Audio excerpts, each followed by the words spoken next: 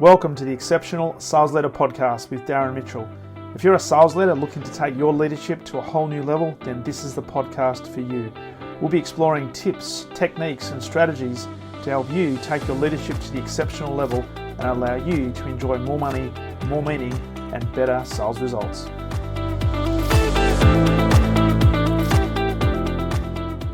Welcome back to the Exceptional Sales Leader Podcast, and welcome to a man who is sitting in, it looks like a very professional studio because it's complete blackness behind him. It's great contrast. He's coming in from Singapore. He's a man with a great story. He's a man who's going to talk a lot about sales leadership, and all the things along with that. Mr. Kai Law coming in from Singapore. Welcome to the podcast, my friend. All right. Thank you for having me on, Darren. Yep. Nice to be on the show. Great to see you. And just before we press record, we were talking about how you've got a bit of background as a Kiwi. So I think you're a self-confessed Kiwi Asian, or is it an Asian Kiwi? Yeah. So I moved to New Zealand when I was 1 year old. So I was born in Hong Kong. Ah, Yeah, Kiwi. I've been in Singapore for the last 5 years. yeah, I jokingly call myself a COVID refugee because Singapore's taken me on. So I really loved living here. And part of my journey was when I graduated, my sales background, I was selling the New Zealand Herald, right? So mm, it's like New Zealand's largest newspaper, yep, and I was selling both the advertising in the paper and the paper itself. So I had two right, jobs in the same company. So I was working 8 a.m. to 8 p.m. Monday to Friday for 3 years straight. What kind of sparked me to I talk about my one-way ticket to Thailand journey. mm, So I did Muay Thai for 4 weeks for a holiday at the end of the year. That was my idea okay. of fun. So I got my ass whipped for 4 weeks. Learned a lot, right? I can now, confidently protect myself. Yeah, And I realized during that time, like living in Thailand was actually very cheap. It cost $1,000 to live there. So that really sparked my curiosity on how can I figure out a way to make money online, so hmm, I could live and stay. At the time, I think I was around 24 years old. So yeah, not ready to have kids yet, not ready to buy a house, yeah, not ready to settle down. I still had that adventurous spirit. 6 months after that trip, I quit my job and I moved to Thailand, a one-way ticket to Chiang Mai. That put me on a journey to figure out how to make money online. I found Amazon, so I hmm, started an Amazon business. So that worked. yeah. And I was away for 4 years and I traveled to 20 different countries during that time.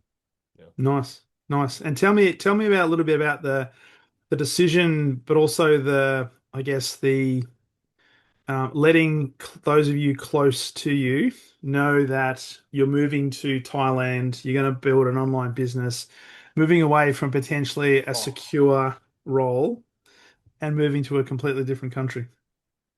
So I handed in my notice 4 weeks before, and Hmm. that same day I handed in my notice, I told my parents. Hmm.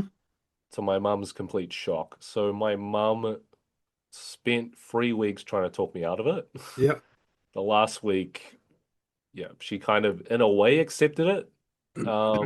I think I didn't tell people I moved to time to start a business. That Mm. seemed crazy at the time, especially an online business. The word digital nomad is more of a common lingo nowadays Yes. because of COVID and people working remotely.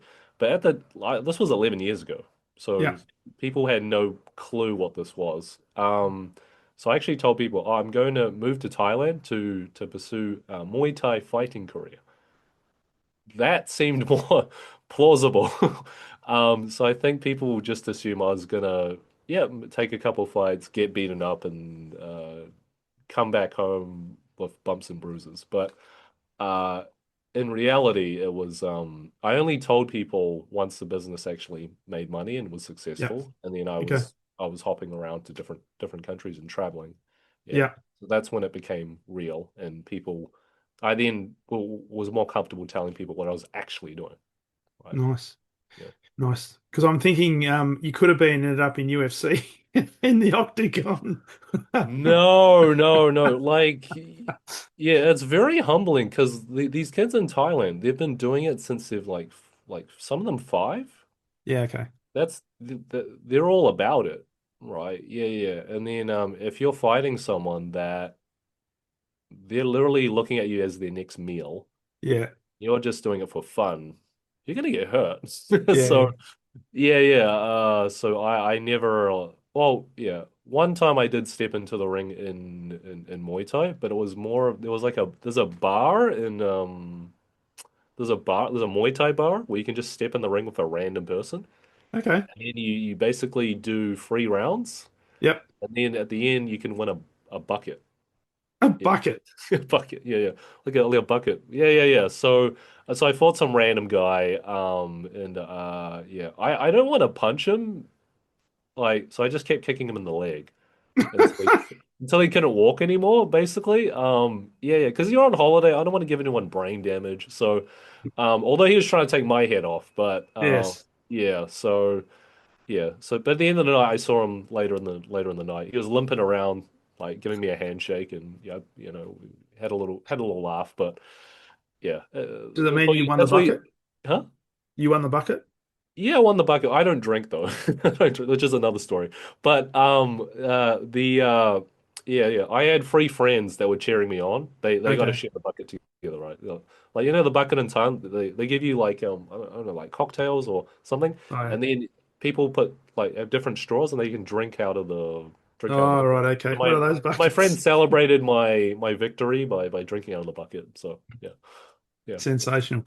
So you've moved to Thailand. You moved away from, let's just say, a secure, reputable organization to pursue maybe something that was driving you internally. I just want to sort of delve into a little bit of the psychology around that. So Mm, having been born in Hong Kong, moving to New Zealand when you were 1 year old, getting into yeah. that sales role for 3 years, selling newspapers and advertising, what Mm, was it that was driving you to say, hey, there's something more that led you to make a decision? Because quite rightly, you could have actually, apart from the standard of living and the cost of living in Thailand being a lot lower than, say, New mm. Zealand, you could have still run the same business from Auckland or Christchurch or wherever in New Zealand. So what was it that was about Thailand that, or moving away from New Zealand that was a spark? Was it an entrepreneurial spirit? Was it adventurous spirit? What was it? It was an adventurous spirit, but it's more about changing your environment, right? Because the people that I was around weren't thinking entrepreneurial at Yeah. all, right? Those first 3 months in Thailand, I was very intentional, to being around people that are driven and are looking to, because I went into I went into the mentality that I'm going to go all in on this and I have to Yeah. make it work. Okay. There's the fear that drove me is like going back home with nothing and Yeah. having achieved nothing, right? So that motivated me to make it work and make it real. And once I did make it real, that's when I was able to tell people about what I was doing. The people that were so when I moved to Thailand, I didn't know anyone, absolutely Mm. no one, right? I guess that's where my sales background came in handy, right? Building rapport with people, introducing myself, putting myself out of, getting rejected constantly over the phone. Just so yeah, so I just went to the co-working a local co-working space where there are other like-minded ambitious people trying to make online businesses work. Yeah. And two of those people that were in that room, I'm still close friends with. They also have made it work in terms of building an online business. So yeah, we still keep in touch, and yeah, it's always really awesome that we yeah we there's photos of us back then. One guy was 19 at the time. Okay. Yeah, yeah. So yeah, it's quite nostalgic when I look back at it. Makes me feel old, but yeah. Although I don't look it, but yeah, I feel old when I Well, look you back. said it was 11 years ago, and you said you moved to Singapore as I think you mentioned as a COVID. You said it was COVID COVID refugee. refugee. COVID I refugee. haven't heard that before. COVID Yeah, yeah, refugee. So did you yeah. move just before COVID, or after COVID, or during COVID to Singapore? So I was actually so I was living in Sydney at the time for a year. I was working at a digital marketing agency. COVID happened, and then like they were relying a lot on local advertising or local business owners. Mm, So when COVID happened, they lost all of that business. So that's what led me to being laid off during that yeah. time. But the business that was thriving during COVID was e-commerce businesses. So because I started an Amazon business, this agency was looking for an Amazon account manager. So it was like a Mm, perfect role for me. Yeah, in that business, I was the second account manager. I think we had 8 people at the time. And then I'd been at that company for over 5 years. hmm We grew to, at our peak, we had about 35 uh, people in the company. So hmm we 3x'd during my time there. Yeah, and Yeah, I became nice. the team lead of the company. Yeah. So I would say I was like maybe the number two person in the company behind Yep, the founder and yeah. nice. And so I want to talk about well, there's a number of things I want to talk about, including AI, but the going from an Amazon business, being an account manager, to now uh, high ticket selling, remote sales, and now looking at how do we help salespeople get roles? Because one thing I have learned from COVID, and was to a lesser degree pre-COVID, the world was getting smaller, the catchment areas were getting larger, and so a lot of organizations are starting to build hybrid teams, but that's almost accelerated tenfold, maybe even a thousandfold since COVID. So you don't need to be in a physical location anymore to be an effective salesperson in most industries, right? There might be some Yeah. exceptions to the rule. So I'd Mhm. love you to talk about, I guess, your transition into the high ticket sales arena and into what you're doing now in terms of helping salespeople get roles, whether that be face to face, but also in a hybrid world. How did that sort of manifest? Yeah, so at this Amazon marketing agency, I came in to it. So from a team leader point of view, I didn't see myself as a good manager at all. I was kind of just put into that role. Yeah. But I actually thrived. Yeah. Like my team members like really loved me, trusted me and whatnot. Um, but I guess like all the new ideas that I had, because I looked at myself as an entrepreneur, right, hmm in that business, right? But the founder just wanted to control the business his way. So a lot of my ideas got shot down, even if they were good, he was just like, no, we need to do it my way. My way is the highway type of Yeah. deal, right? So that killed a lot of my motivation. And then as the business started to dip, because he was the only salesperson in the company. And that didn't make a lot of sense to me at times, especially from like a retention point of view. Um, because if a client was leaving, he would say, "Okay, let me know. I'll then talk to them." hmm Right? When I could have had that conversation early on to save the client. Because by the time he got back to the client had already looked at another provider, had already been had a proposal in place, and the client was gone, right? mm So he never like adopted these type of ideas, right? And it led to a lot of frustration on my part. So it kind of capped my income, right? Yeah. So for me, I was like, I need to find a way to, look at a career where I can, my income's not capped, right? So sales is naturally one of those, right? And mm I never considered it properly. Um, because I was like, I was good at sales back at the Herald, right? Yeah. Like literally, I was probably like the unofficial top newspaper salesperson in New Zealand. hmm And yeah, we had a team of 20 people, and I was the one person that brought in 20% of the sales. There you go. Right. Yeah. So I leveraged that to get a job upstairs when I graduated. Right. So yeah, so that was one of the things that I managed to do. So yeah, and then I was like, okay, but there was like a question in my head. Okay, I sold stuff over the phone. How does it translate to this new high ticket kind of sales world? Mm Right?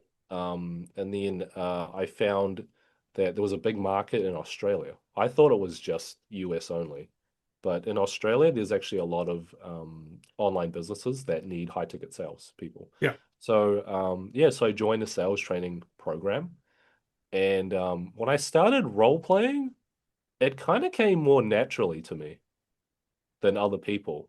Um, yeah, because I've just been like managing people. I've done a lot of my travel. It's a lot of rapport building, making things up on the spot. So Yep.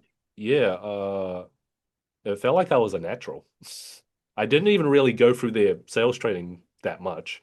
But it was the analogy I kind of use is like when a school kid from China goes into a math class in Australia or New Zealand, they're immediately the teacher's pet and they're like top of the class. So I felt like Yep. the teacher's pet of the program where I just picked things up very quickly. And Mm. people are just like, are you in the right class? Like, you should be, yeah, you should be doing this already. So that gave me a lot of confidence. And I just went in and just applied right away, right from the get-go. Yeah, I didn't, yeah. So yeah, but that led to a lot of mistakes in terms of applying, in terms of whatnot. So that's kind of what I teach people now is because I've been through every kind of mistake you can make in the book in terms of applying for roles and finding a good offer. Yeah. Um, so through that process, I've really dialed in my own system that I kind of teach other people, so they don't have to go through the same pitfalls that I went Yeah. through. Yeah. So let's talk about that, and because one of the things I guess we need to do as well is just I guess define, if you like, high ticket sales and particularly remote, and you tend to have a bit of a comparison or a difference between remote high ticket sales and normal sales. So Mm. from your perspective, what's the difference, and how would you define for the people listening to this, what do you consider to be a high ticket? High ticket, generally over $3,000. Yeah. Yeah, is kind of high ticket. Remote sales, it's generally done over a Zoom call, Mm. right? Yeah. So a lead will come in through, yeah, they'll book in a call, generally is a discovery call. So there'll be a 15-minute call where an appointment setter will just talk to you and pre-qualify you, right? Do you actually have that problem? Like, are you qualified financially Mm. for it? Yep. And then once that box is checked, then you talk to a what you call a closer, Yeah. right? A closer just dives really deep into your problem, your situation, and then if he's being ethical about it, he'll then provide you the solution without being too pushy, right? Yeah. Yeah. Yeah. So that is the process generally that people go through. Yep, generally it's some form of coaching, yeah. So it could be health coaching or like some business opportunity. Those are the typical thing. Yeah. So yeah, we either help you with your health or we try and make you more money. Yep. So Mm. those are generally the two main buckets for what people sell with high ticket Mm. sales. Yeah. And so I guess the rules of the game, if you like, around the hiring, because you say today that you're working a lot with people on how to identify the right roles and how to be successful in applying for those roles and getting them. Because I do want to talk about AI and how that fits into it. Yeah. Mhm. Some key some key principles, because you also mentioned you sort of come up with your own framework and your own approach to that. Because everything we're talking about, and I'm from the school of, I mean, I was in sales back in the day where it was face to face. Zoom didn't Mm. exist, telephone did exist, but it was you did the appointments face to face because you had a design portfolio, and you were out pressing the flesh pretty much, and you had to do it ethically. You had to build relationships, and still, that's not to say we don't build relationships now online, because everything we do has to be based on relationships, but it's also an ethical way of selling. So, Mm. um, some rules, if you like, or some things that you've learned through your journey, when it comes to selling. Before we talk about some rules around helping people identify the right roles. Yeah, so the framework, similar to you, it's pretty similar. It's like you need to come through the call with a curiosity mindset to really understand the person's problem. Mm. Yeah, and you come from the framework of like, how can I help this person? Right. So that's always the mindset that I go to in these calls. And you want to have yeah, I'd say having an abundance mindset. So I call my framework the abundant closer mindset framework. Hmm. Right. So kind of what that means is that, yeah, you want it that you're only thinking about what is the best interest of that person. Right. yeah, really diving into what they need, right? And then like if that person doesn't need it, you're like, there's someone else out there that I talk to that if they need it, then I'll provide it for them, right? And if you manifest that there's more and more of these type of people, it's gonna Mm. flow and it's gonna come more to you. Because if you Yeah. start believing that no one's gonna buy it, my product's too expensive, you start thinking in a scarcity mindset, it's just gonna cascade and just tank your sales completely, right? Um, yeah. So yeah, you understand this, right? Yeah, because they say sales is a mirror, right? This is Oh, like it is. very yeah. It's a huge kind of concept, right? So I think yeah, when I act abundantly myself, that's when sales becomes easier for me. Mm. Right? If I'm thinking in a very scarcity mindset and negative mindset, that's going to flow onto my calls. That's going to Yeah. take progress, right? Yeah. Because a lot of people are just like, I'm sick. Why can't I close anymore? I'm like, because you're in a bad mood and it's coming across over the phone. So it's no, yeah. So yeah, that's why that's why I look at sales in terms of you kind of need to be like a kind of like an athlete, like performing, right? You need to like really dial in on that person, listen really Mm. intently on what they Mm. need, right? Yeah, and then that will kind of help you understand the problem better and then be able to close better, right? Because the thing about being like in person that the advantage there is there's a level of authenticity, right? They can feel your presence and Mm. whatnot. Yeah. Conveying that online is a little bit harder Yeah. because you don't have that physical presence, right? So yeah, so you just really need to connect with that person really well. And part of that is just coming across as very helpful, very like listening. Like most people don't listen these days. Yeah. So being a good closer is just about asking really good questions and yeah, empathizing with the person and then yeah, and then conveying that, okay, this is the solution for you. And part of my background being a team leader and dealing with clients is just having hard conversations, Mm. right? I think what made me really effective as a account manager, client success manager, team leader was I was always the one willing to like have that hard conversation when things go wrong, Mm-hmm. right? I was that first person to kind of do that, right? So a lot of these calls that I have with people with high ticket sales, it's about getting people to make a decision Mm. on something they've put off for a very long time and Mm. telling them that, hey, if you don't change, this is what's going to happen, right? Yeah. You need to change the person that you are now to that person that you want to be, Mm. right? You know, It's interesting you right. say that because often I talk to sales leaders in particular, and they'll bring me in to do sales training and think, well, my sales team needs fixing, or they need some training. When in actual Yeah. fact, the issue sits with the sales leader, and often it's because they Mm, don't have that abundance mindset, right? They're looking for where's my next client coming from, where's my next customer coming from. We've got targets to hit, so we've got to go and try and retrofit into a perceived market what our product set is, and it is all about them. It's all about it's not about the customers, it's about themselves.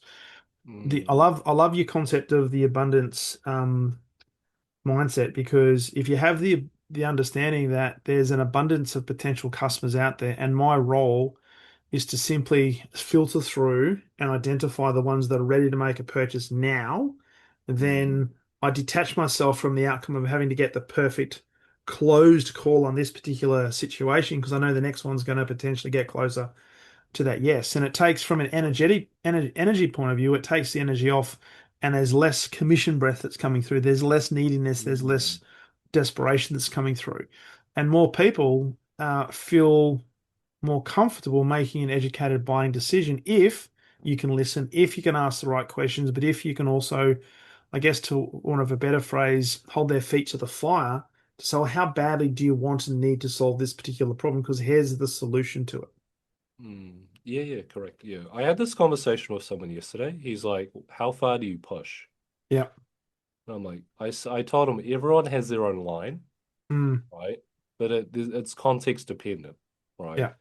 So the one where I said to him was like, okay, like a thing I say is like, I don't want to take your last dollar, right? But this is a scenario where I would, right?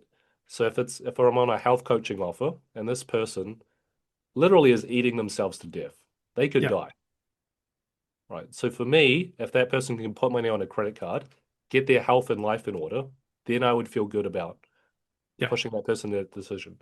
Because yeah, then if they do follow that program, lose the weight, they can get more energy, generate more income. I've just changed that person's life. I've saved that person's life. yeah. So ethically, for me, if I was to push that person into buying, because I Mm, knew that it would push them to change their life and get their health in order, then yeah, that would make sense, yeah. right? Yeah. So that was the kind of the scenario that I kind of gave him. So, yeah. It's a great thing because I often talk to sales teams and salespeople about use the analogy of the doctor or the specialist. Mm, So as a doctor, you don't go to a doctor's surgery and the doctor is not sitting there with a whole bunch of different pills selling you what is the best commission rate for him or her at that particular mm, time. Their role as a professional is to diagnose what the challenge is that you have and give you the diagnostics around that, mm, and then make the recommendation as to how to fix the problem. mm, And if you take the same sort of attitude around selling, that's exactly what we are doing in any field, right? We are yeah, diagnosing a problem. And when we diagnose that, we're giving the recommendation to fix the problem. Now, ultimately, even in a doctor's surgery, ultimately the patient is still going to make the decision as to whether they want to go forward and take the pills, take the elixir, do the recovery, whatever the diagnosis is, to try and fix themselves. They have to take responsibility. yeah, But as a doctor, they don't try they don't try to do multiple closes. They say, "Hey, here's the problem and here's the solution." And it's almost like you need to do this. yeah. And so it's not even asking, would you like to get this remedy? It's this is what you need to do. And because of the credibility the doctor has, most people, most patients will take the doctor's advice.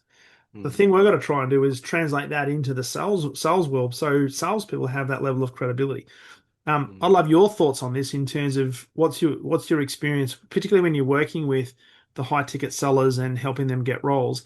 How do they typically see themselves in that role? Do they see themselves as selling a product, or in the health example you just used, do they see themselves as a person who can diagnose an issue and genuinely believe that they have the solution to fix that issue?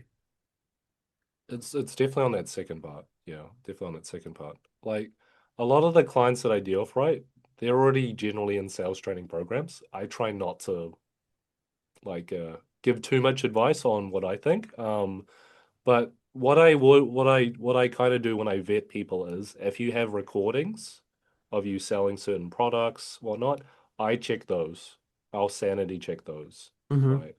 Making sure your role plays or your calls are good before we submit them to a recruiter or a business owner, right? Yeah, So because I've done it myself, I know what good looks like and I know what bad looks like, right? yeah, So that's kind of what I help my clients with. But in terms of advice around specific sales tactics, I'll throw some here and there, but I won't. Yeah, but I'll be like, go talk to your sales training program, go talk to your mentor about it.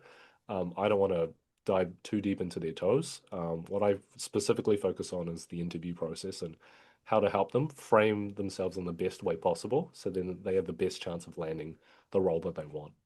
yeah. Yeah. And so with that, let's talk about some of the uh, characteristics, if you like, of a great salesperson. Because there'll be people listening to this who are looking to expand their team. They might need to replace some people. They might be starting from scratch. There might be some founders that are building a sales team from scratch and need to bring in some people that hit the ground running. In terms of working with potential salespeople to then recommend to recruiters and organizations, what are some key characteristics that you typically look for and work through in order to give people the best opportunity? Yeah, people are hungry and have ambition. That's one thing. The other one is being really coachable. Mm, Right. Being open to taking feedback and taking action, right? Because even if you do land a role, the business has their certain processes in place already. You need to fall into that process first before you can start making changes. yeah, Right.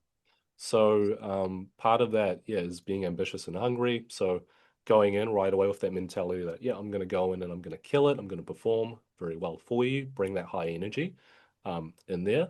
And then, yeah, and just being coachable because you're not going to be perfect right out of the bat. So you need to take that feedback on. Both I would recommend from the whoever you're working for, taking feedback on that way, and also Mm, relaying that into your sales training program, or your program, and then speeding up the process that way. And mm, then what I would say in terms of like you want to just get good at one or two things and work on those two things for the week, and then do that, and then rinse and repeat that process. Too many people make too many changes at the same time, yeah. right? There's always going to be one or two things that specifically are holding you back from making more money. So you just work on those one or two things for that week, figure it out, master it. If not, just keep doing it until you get it right and then move on to the next thing. Yeah. So, yeah, if you want to get better as a salesperson, then that's a process that I'd recommend. Yeah. So with that, what are some of the traps that the people that you come across and work with? What do you think some of the are there is there a common theme that some people have that prevents them from, I guess, realizing their ultimate potential that's holding them back? They're too focused on money. They're too focused on money. They're too focused on money. Yeah, yeah, yeah. They're too focused on money. So what I mean by that is that if you focus on the process and just getting good, the money will come, Yeah. right? But if you're just obsessed over the money that you're making or the money that you're not making, that's going to distract you, right? Yeah, so that's what I mean by that. We're being so money focused, being so numbers focused. Like, oh, I didn't hit that number today. Oh my God. Oh, like I'm falling behind. And it's just like a downward spiral, right? Mm, So, but if you're focused on the outcome, how many calls did I make today? How many calls did I close? Right? Okay, I didn't make as many outbound calls today. I need to make it up by doing it tomorrow. I need to improve my close percentage. But if you're focused on those numbers, not so much the money will naturally come. Yeah, mm. so that's what I mean by that. Yeah. When people aren't focused on the raw numbers and the outcomes of what they need to achieve, and they're focused on the dollar signs, that's when things can spiral, yeah, for a lot of So, salespeople. Kai, what do you say then to salespeople who are working for a sales leader that the sales leader makes it all about, hey, Kai, you have it, you're behind your sales target, my friend. What are you going to do? What's your gap closure rate? Because there's a lot of implied pressure that a lot of salespeople have right now that Mm, can lead to that introspection that says, oh, I'm behind. And that's an energy shift. And that energy mm, shift can actually be mirrored in the next conversation or the conversation after that, which is almost like a self-fulfilling prophecy. So mm, I'm not hitting my target. So yeah. as a team leader or as a sales leader, how do sales leaders perhaps have the right focus so we're focusing more on the behaviors and the process, not just solely on the outcome? Yeah, yeah. So it's about reverse engineering what the target is and breaking it down for them and simplifying it, right? So we talked about the one or two things. So sales leaders need to do that with their team members, right? Identify, okay, what's stopping this person from achieving that outcome? Here are two things that you need to work on, right? And then hold them accountable to work on those two things, Mm, right? So it could be, okay, you're not hitting enough dials. Let's focus on you getting that dial number up.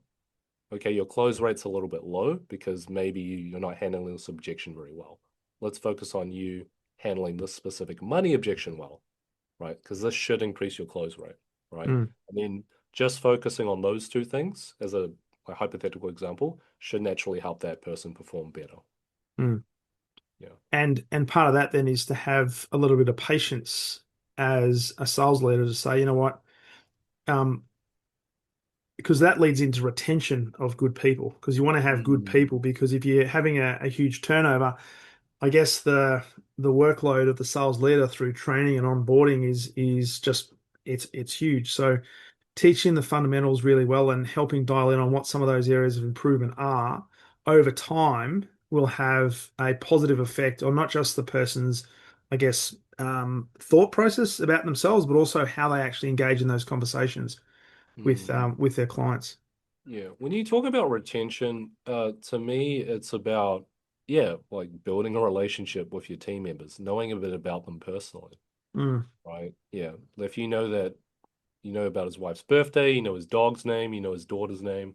You check in like a human being every once in a while. Yeah, like that will kind of help you retain team members more. Mm, Right. Yeah, and if there's a way that you can, bring people together once a year in person, that would help it too, to kind of like solidify the relationship. yeah. I worked for this guy for 5 years. I never met him in real life. Is that But right? I worked at that Amazon. Yeah, yeah, yeah. But some team members, they came by and they stopped by Singapore and visited me, and that Yeah. really solidified the relationship. Yeah. It got me into a little bit of trouble because the guy that came to visit me was from the other manager's team. He Ah, trusted me. He trusted me a lot more than his own manager. right. Which led to some issues. But yeah, but that's because I met him in person and we connected more deeply. And then, yeah, he was able to just have an honest conversation with me and open up. So, yeah. Mm. Well, that's the other thing as well, particularly in remote sales, because there's a lot of people that uh, don't have that face-to-face contact because in some companies they don't actually even have a physical office. So you've got a sales Mm. team that is in different states or in different countries in many cases, and they're potentially working from home and they don't have that opportunity to come together face to face. So as a sales leader, that does add a level of complexity, and it's how do we then bring those teams together and how do we continue to build those relationships? Mm. So one thing that made me a good manager, I would say is you, if the person that you're managing, they feel they can come to you with personal problems Mm, and be open about it. Right. Yeah. So one of my former team members that I talked to, um, yeah, he shared with me that he had an alcohol problem. hmm Yeah. Yeah. And then yeah, I yeah, he opened up to me about that. And then he this was 2 years ago, so he's no longer a team member of mine, but he Yeah. came to me like years later and he was like, Kai, like that time I had that issue at work, it was because I was, yeah, I had an alcohol problem, right? And I had a hard talk with him, and I recommended him to go to AA, right? Yeah. Alcohol Anonymous, right? You should talk to people that have similar problems to you.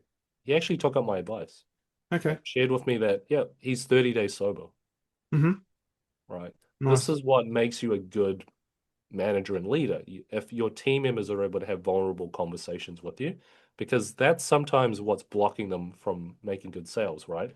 They Mm. have personal problems that they've been dealing with. If you can help alleviate those, right?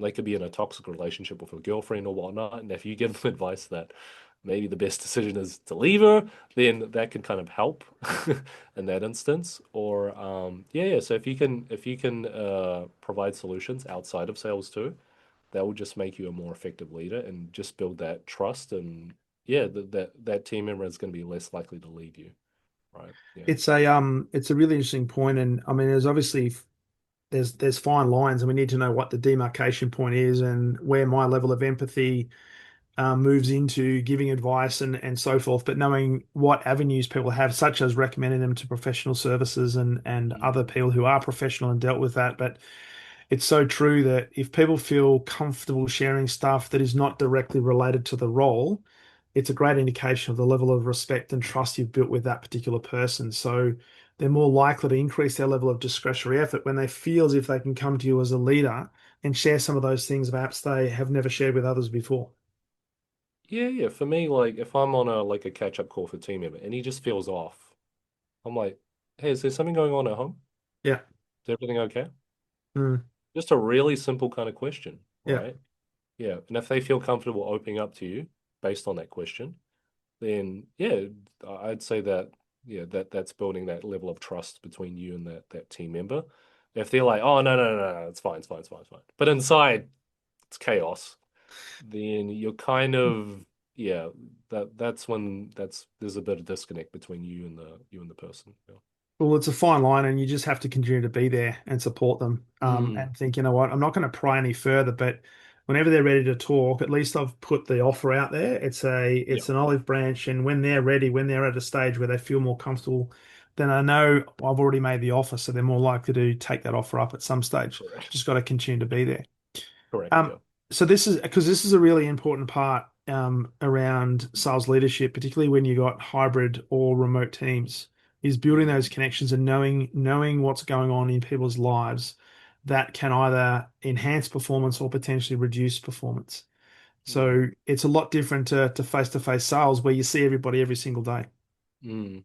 Yeah. Well, one of the things that I did to kind of build rapport with my team was once a month would have a virtual games night. Hmm. Right. Yeah, yeah. Just so that we play so we played a virtual game together, but the first part of it was actually a sharing session. Okay. Right. So I'd ask people what's their favorite movie, what's their favorite gift that they've ever given, what's their favorite Christmas memory. So before the meeting, I would gather this from the team, right? Hmm.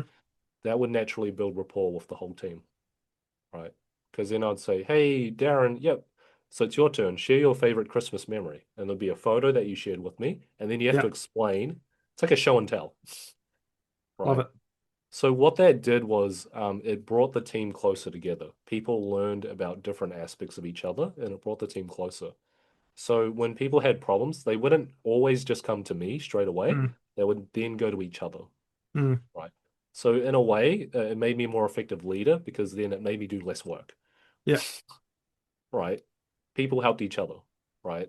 So just by me doing that, like yeah. So in terms of a virtual context, that's an idea that some of you guys can take Yeah. on top of the real person, like a retreat or whatnot. That will solidify the relationship too. Yeah.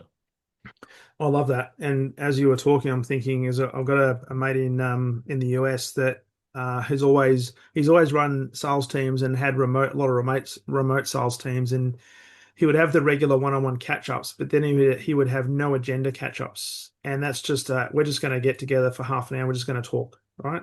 Mm, Talk about anything. Talk about what's going on at the footy and the rugby or whatever's happening in the world. Could be something mm, personal. Could be something about their kids. Whatever the case might be. There's just no agenda, but it was mm, always designed to build a closer connection because he knew that he had to work harder on building that intentional connection with people who he didn't get to see every single day. And he said that mm, had a profound effect on not only the engagement of the people, but their effectiveness in their performance as well, because mm. they knew that he cared. Yeah, yeah, definitely.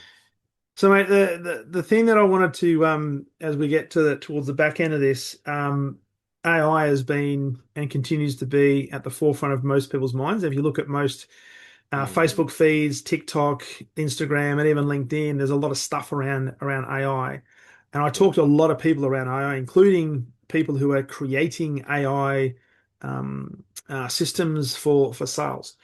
What's your take on AI, particularly in the remote high ticket sales arena? And is it something that you're excited about, or something that there's a bit of trepidation around?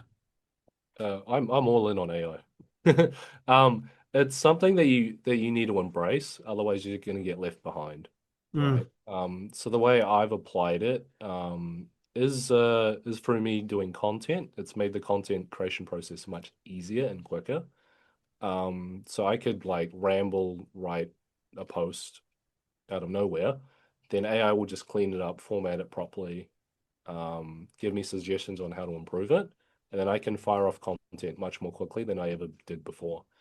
mm. In terms of like how I help clients with it personally, um, like the AI profile photos, I help people with that. Yeah, Okay. yeah. Because it's if I told someone, okay, you need to go get a headshot. Okay, you need to go and organize, go to find a photographer, go to the studio, make sure you're getting the right suit, right? Not like it's just a painful process. I can have a really good headshot of you done in less than 2 or 3 hours, right? Yeah. Less than an hour in some cases. So, yeah, that's professionally done and whatnot. It's just, yeah, so that's a way that can really improve things. In terms of a sales point of view, in terms of improving your sales, um, your AI, your conversation's all going to be transcripted, right?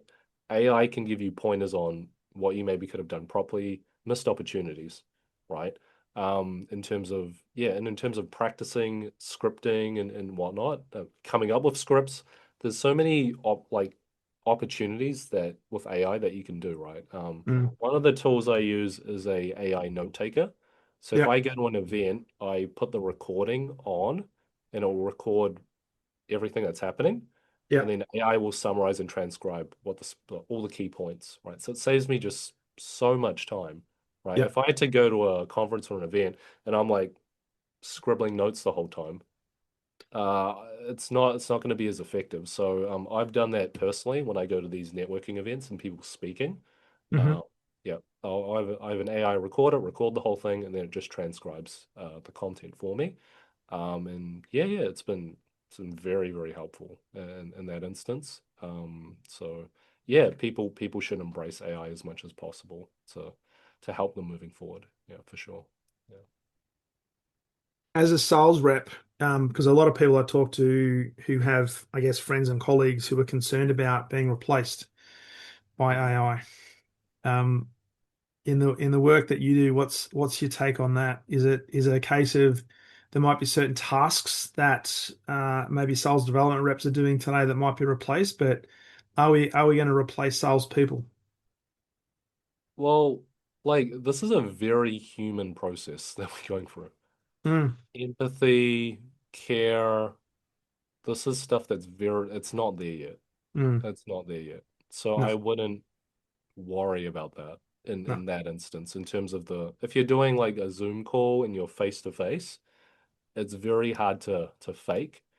Um, like even though AI can give you feedback on sales calls, it can't give you feedback on your tonality, Mm, your care, your curiosity, like the tonality of how you ask that question and this question. So it's one tool, right? yeah.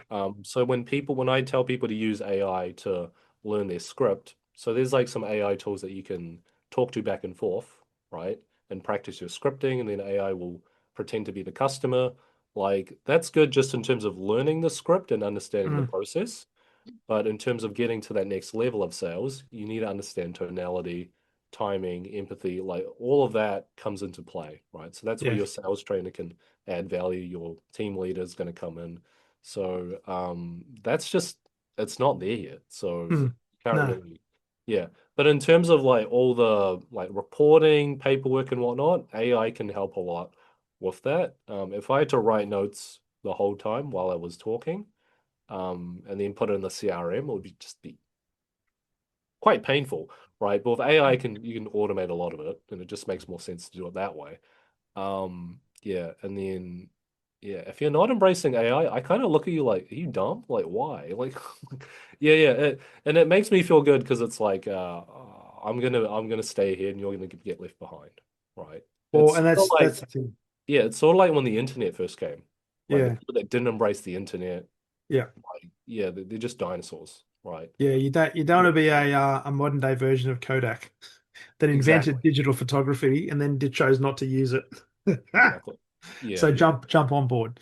Yep. I mean, I fully concur with that. And if you're not using it to improve the way you're speaking, the messaging, prompt it to give you questions, give you feedback and stuff like that. What it can't do, as you said rightly, is it can't yet distinguish tonality, empathy, but it can give you actually things and ideas to use to leverage, and then you Mhm. can use AI to actually prompt it even further to get deeper and deeper and become more and more Yeah, yeah. relevant. Because in saying that, like I've also made another pivot too to doing more in-person events as well, right? Yeah, So it's creating experiences with yeah, yeah, with actual human beings and yeah, selling them that way, mm, right? Because the reality is a lot of these skills with remote sales, they translate into real life as well, mm, right? If you can like do a webinar, you can speak on a stage. yeah, Those skills do translate well, right? 100%. So if you want to diversify your income, so that's something that I'm doing as well. I'm diversifying my online income to offline income. This is another way that you can protect yourself in terms of this AI kind of climate going on. People Yeah, are craving for in-person experiences as well. Yeah. they So are. yeah. They are, which is interesting because a few years ago it was all online. Now people want the face-to-face experience. They want to see a live person interact in a live space. So it's I fully concur.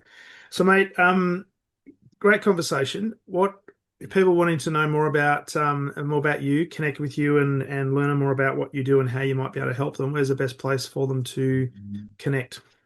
Yeah. So the best social media channel to get me on is LinkedIn. Hmm. That's where I post a lot of my good content. My website is abundantcloser.com, abundantcloser.com. So you can find me there.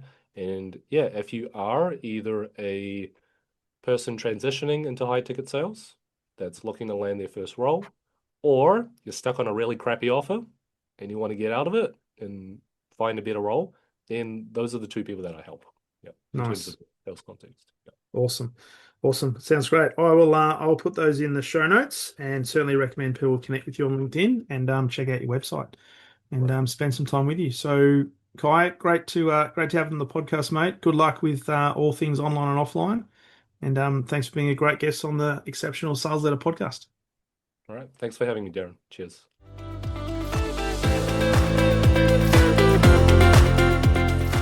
Thank you for listening to the Exceptional Sales Leader podcast. I trust the information in this episode has been helpful in your journey towards becoming exceptional. And remember, please take the time to rate the show, subscribe to the show so other people can find it. But also, if I can help you, jump on my calendar, go to leadwithdarren.com and let's have a conversation about how I can help you along your journey to being exceptional.